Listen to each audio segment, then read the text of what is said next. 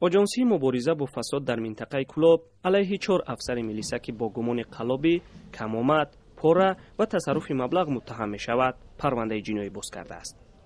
مقامات میگوید تفتیش پرونده به عهده مفتشان آژانسی ضد فساد گذاشته شده است.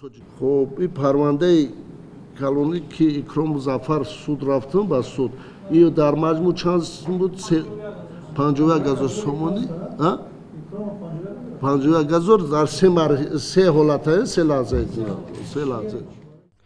باز شدن پرونده جنایی در 6 ماه سال 2021 از سوی آژانسی مبارزه با فساد در حالی است که سال 2020 نسبتی 7 مأمور میلیسا پرونده باز کرده همه آن را به دادگاه فرستاده بودند.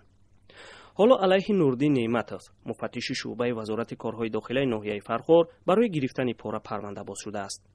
امید حمیدov کارمند فوری شعبه کارهای داخلی ناحیه شمس‌الدین شاهین از جمله آنهایی است که از طرف کارمندان آژانسی با گمان قلابی متهم می شود.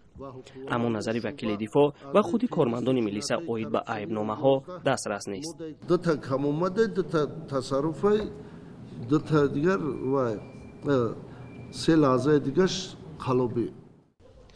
در میان افسران میلیسا که علیهشان پرونده باز شده است، کارمندان میز شناسنامه‌دهی نیز به قید گرفته شده است. حالا نسبت جمعه خان سفرov کارمند میز شناسنامه‌دهی شعبه کارهای داخلی ناحیه مومن‌آباد برای کم‌آمد مالیوی پرونده باز شده است.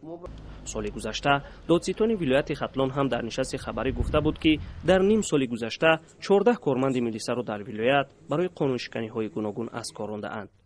مسئولان آژانسی ضد فساد هم گفتند بیشتر جنایت‌های صادر کرده کارمندان میلیسا در نیم ساله سال 2021 قلابی بوده است. محمود جان رحمتزاده، آزادی، کلاب.